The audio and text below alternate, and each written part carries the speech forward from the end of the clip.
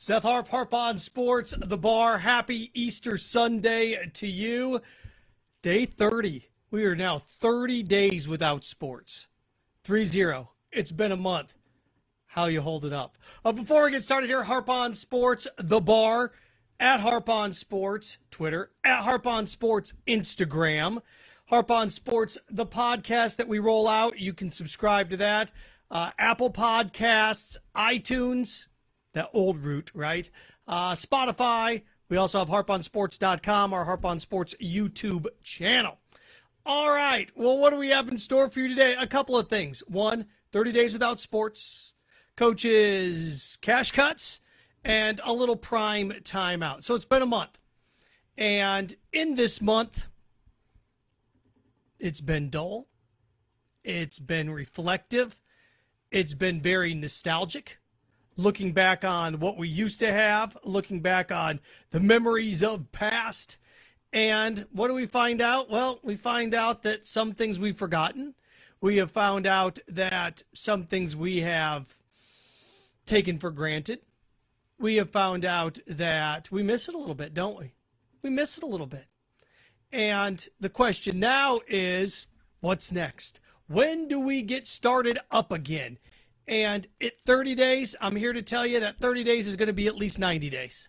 Let's not sugarcoat this. It's going to be at least 90 days. At least. What does that mean? That means May, June, mid-June at the earliest, and I doubt that's even going to happen. When you have the athletic director at Virginia Tech earlier in the week coming out and saying, hey, look, we're looking at least what? Mid-fall maybe? We're looking at pushing the season back. Northwestern's athletic director coming out in the last 48 hours and saying it's possible that we may not even have college football this season. You can forget anything before the 4th of July. You really can. Now, this is just, think about the absurd premises that we are getting. Think about the absurd analogies that we're getting. Well, you know what? I'll take my sports no matter what. We'll play it in Arizona with no fans. We can. You know what we can do with this? How about this?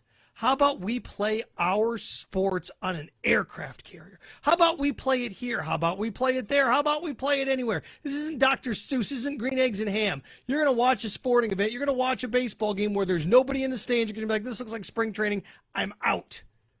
I'm not consuming this. Social distancing, flattening the curve, and all of these terms that we've become accustomed to. Do you realize flattening the curve doesn't mean fewer people get it? It just means they're spaced out when they get it. Instead of the arc, and I don't want to turn this into a coronavirus discussion, but it's amazing. Social distancing is working. It's working. All social distancing is doing, instead of this being a 400-foot roller coaster, it's a 200-foot roller coaster. You're still going up. And then it flatlines. The same amount of people have it. You just don't overwhelm the medical field. You don't overwhelm the healthcare industry. That's all it's about. This is about not overwhelming the healthcare industry, saving lives. Sports aren't coming back this summer. They're not. 30 days is going to be 60 days. It's going to be 90 days. When all's said and done, I want you to write this down on Easter Sunday. Seth said we will not see a sporting event until October 1st. Not one that you can go to anyway. You will not be able to set foot inside of a stadium, an arena, and all that till at least October 1st. That's the truth. That's the truth. Social distancing, keeping people away from each other. All the stores putting, everywhere you go now, you see the things on the ground, 6 feet, 6 feet, 6 feet, 6 feet apart. Whether it's Subway, there's a Subway in the campus, in the Union, if you will. Trying to get my Florida term right, or at least the campus terms right. 6 feet apart. It's the only thing open in there. Nobody's around. To think that this is going to be like, okay, a store's open at 8 a.m. This is not going to be like Black Friday where the gates open and everybody sprints inside and all right, we're ready to go. No. It's not going to be that way. Just not. It's going to be gradual. You're looking at October at the earliest. So there's sports 30 days out. 30 is going to be 60. 60 is going to be 90. It's just going to be setback after setback. Look at this. Look at sports in a similar aspect. It's not a torn ACL. The coronavirus it's not a torn ACL for sports. What is it? It's something that you miss 6 months on. 6 to 7 months on. What's an injury that you miss 6 to 7 months on? ACL's a year, right? I guess ACL's 6 to 7 months, depending on how bad it is. Tommy John surgery's a year. Tommy John surgery's a year. The coronavirus, it's the equivalent of an ACL tear. Maybe a little bit long, maybe a little bit shorter than an ACL tear. But that's what corona is to sports. Sports suffered an ACL tear, and the ACL tear is this nasty thing. We can't be next to each other. We can't be around each other. For crying out loud, we got to stay 6 feet apart. Going to cram everybody into a stadium. Going to play without fans. Going to play without fans. Look, you could do that for a month. You may be able to do that. We may have college football in the month of September. You may. You may. You're not going to get to go to it. You're going to be watching at home. They're going to let you in the stands. Or if they let people in the stands, there's going to be 2 seats in between everybody in the stands. It's not going to have the same feel, not going to have the same vibe. The band, it's not just not going to be the same. You don't have to tamper expectations. And I think I'm a pretty fun-loving dude. I do. I think I'm a pretty joyous person. Don't believe me? Watch.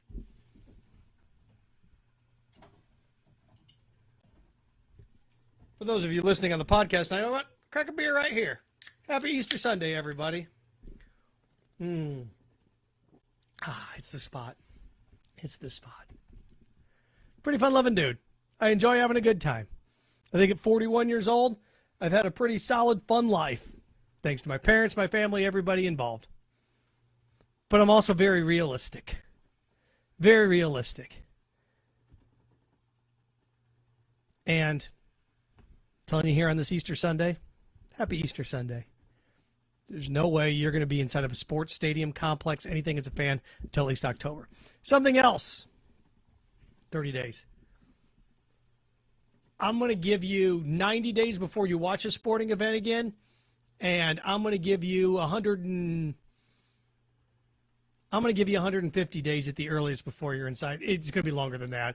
It's 180 days before you're inside an arena or a venue.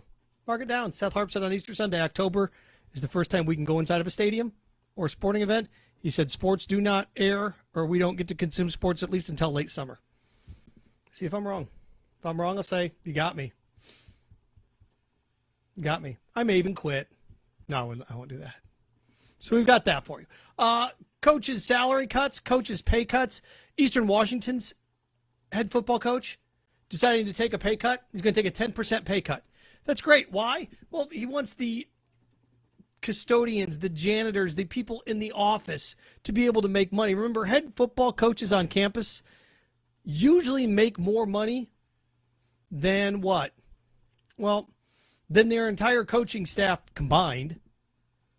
And not only their entire coaching staff combined, the trainers, the hot dog vendors, the concession stand workers, all of those things. The head coach at Eastern Washington's making $200,000 a year. He's taking a 10% pay cut. What does that mean? Well, Eastern Washington's a pretty successful football program at their level. They are.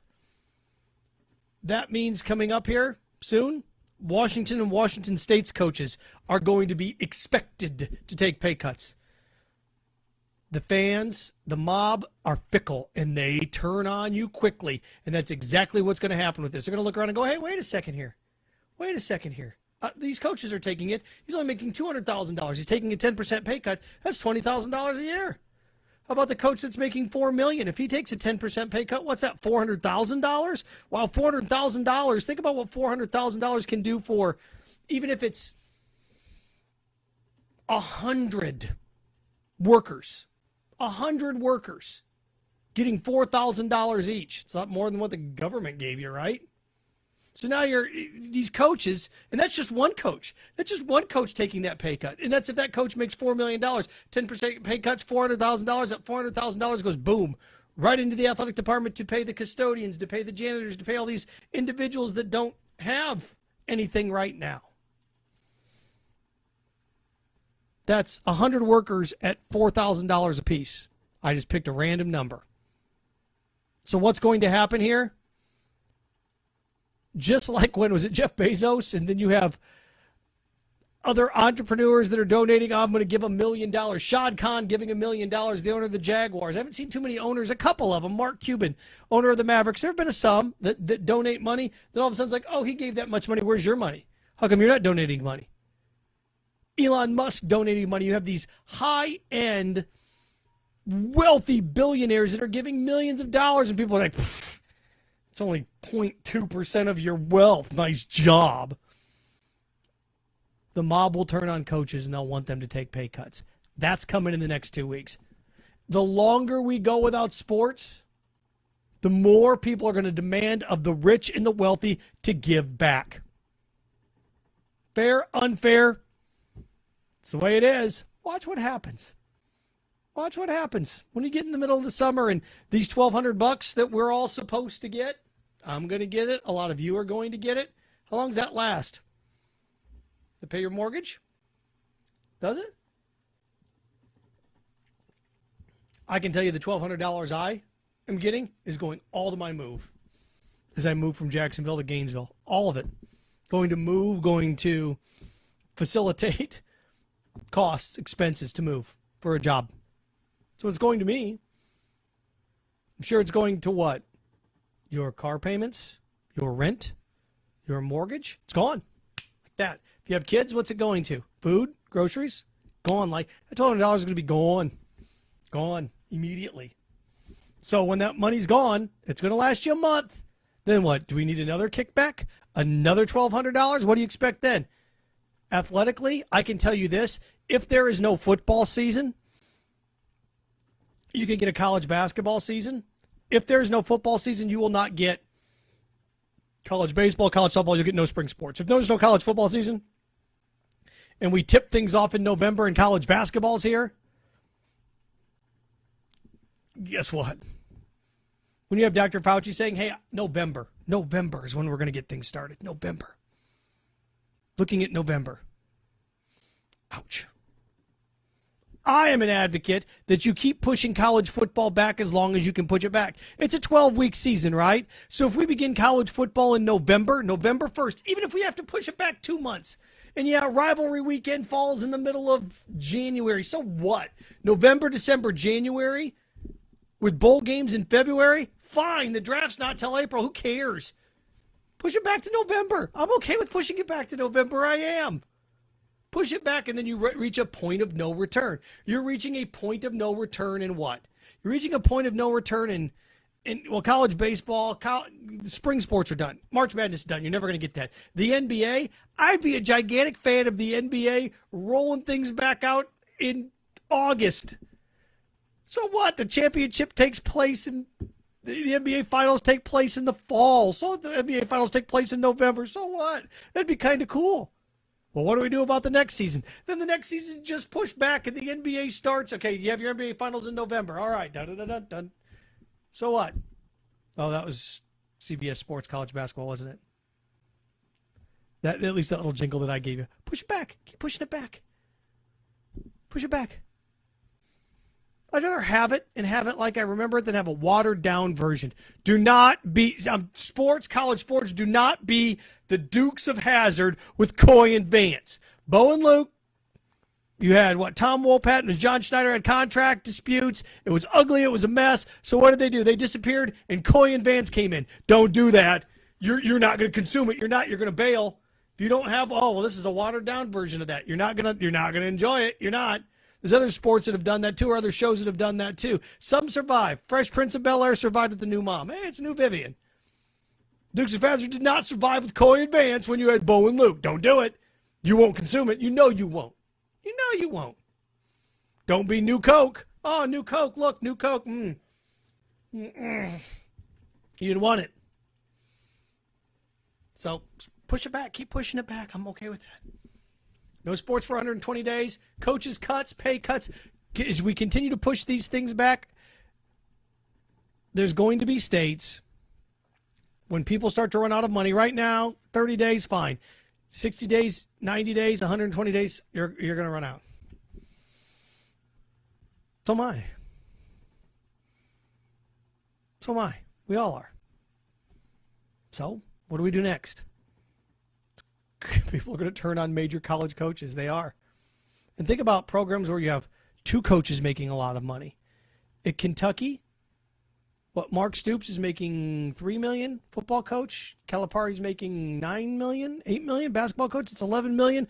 Well, they just take a 10% pay cut like the coach at Eastern Washington did. What's 10% of $11 million? Yeah, you do the math on that. $1 million bucks. What can $1 million do for custodians, concession stand work, just to keep them afloat? Tell you, you're going to turn on them. Should they have to give their money back? They signed contracts. You can look around and say, well, technically the football coaches, whether it's Mike Norvell at Florida State or Dan Mullen at Florida, or, I mean, you can go Nick Saban at Alabama, Jim Harbaugh at Michigan, Ryan Day, whoever it is. You didn't coach spring ball. Why should you get paid for coaching spring practice? You didn't do it. I can see either way. I can see people sitting there saying, come on, everybody else is giving back. Get some of your salary so these guys can stay afloat. Fine. So these people, come on, do your job. Do your job. Also, under the same vein, I can say, hey, man, I worked hard for that money. Why should I give it away? Why should I give it away? The right and moral thing to do? By whose standards? By whose standards? The last thing I wanted to, it's coming. The last thing I want to discuss with you is a little prime time timeout. Prime timeout. Deion Sanders, running back. No. Deion Sanders fighting with the running back. There we go, Seth. I still got to get into my rhythm here. Deion Sanders warning Todd Gurley. Todd Gurley now is an Atlanta Falcon. The Georgia boy comes home, and he wants what? He wants to wear 21.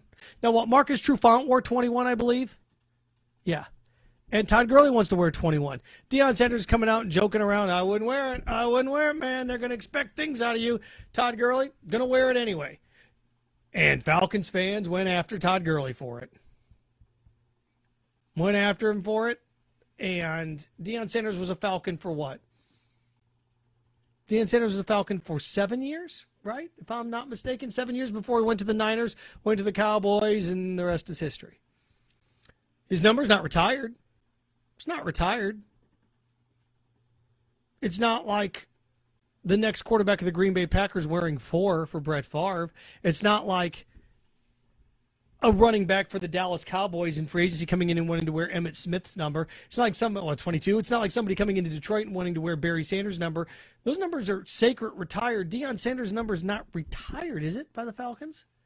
So doing this, now look, would I want to wear a Legends number? Nope, no thank you. No. You're going to hold me to, if I'm going to do it, boy, I'm going to hold myself to a certain standard when it comes to it. Deion didn't do him any favors. Deion didn't do him any favors by saying, hey, man, I wouldn't do it if I were you. So now Deion came out and clarified his comments and said, it's okay, man. He can wear it if he wants to. That's fine. Damage has already been done. Damage has already been done at that point.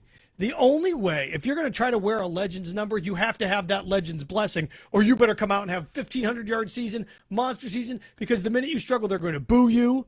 They are. It worked, right? I'm trying to think. Was it Bobby Bond? Barry Bonds, when he went to the Giants, right, was able to – did he wear Willie Mays' number there for a while? I can't – again, if you get the blessing of somebody, hey, man, you can do – young man, you can wear my number. Wow, that works. Because, if he's okay with it, I'm okay with it. Great. Was it Dale Earnhardt Jr. that came out with the blessing for another driver to drive the 3 car? That's great if you can get that blessing. And someday the Yankees are going to run out of numbers. Somebody comes out and says, you know what, you can wear my number. I think if you were a coach's kid, like, again, certain schools and certain teams retire numbers. If Emmitt Smith wanted to give his blessing to his son to wear his number when he plays for the Cowboys, if that would happen, that'd be great. Or another player, that would be great. But when the guy comes out and says, I don't know if I would do that, damage done immediately. Oh, it's okay now. It's okay now. We don't work that way. Fans don't work that way. It's like, just public pressure. There's got to be some synergy when it comes to that. When you launch it, you better launch it. You better launch it now. So, prime timeout. Am I okay with Gurley wearing the 21? Yeah, it's fine. But the minute Deion Sanders came out and said, man, I would tell him I don't know about that, that's it, game over. Oh, it's okay now. Too late for that. It is. It's too late for that. So, prime, timeout. What other, again, legends in certain cities and how long did they play there? Deion was there 7 years. Is that long enough? Yeah, probably. We identify Deion Sanders too legit to quit, right? MC Hammer, Falcons, that whole Dirty Bird thing. That's how we identify him. He became prime time in Atlanta. He became a champion in San Francisco, Dallas. So, prime time out there. All right. Hey, happy Easter Sunday, everyone. I hope you're having a great time. I hope you're spending it with your family, your friends, your loved ones. Again, Harp on Sports, the podcast. We drop one every weekend, try to put one in the middle of the week. I do it from the bar, at least from the time being, at my house, my place back in Jacksonville. Try to do it in Gainesville, ESPN Gainesville 98.1, 8:50 a.m. Try to do it in the office there during the week for the time being. We'll be back in the bar every single day once we get everything lined up here. As you know as well as I do, it's a weird, bizarre time. But in the meantime, at Harp on Sports Twitter, at Harp on Sports Instagram, at Harp on, let's see here, Harp on Sports Facebook Live, Twitter, at Harp on Sports. We have our podcast. It's on Spotify, The Bar, also on Apple Podcasts. Trying to think what else I've got for you here. HarpOnSports.com, Harp on Sports. I'm missing thing. Oh, the YouTube page. So every single one of those, like, share, subscribe, share, like, all of it. Take care. I am off, everybody. Enjoy your Easter Sunday. We'll be back with a podcast in the middle of the week, live from the office there on the campus of Florida at ESPN Gainesville. Enjoy your Easter Sunday, everyone. Take care.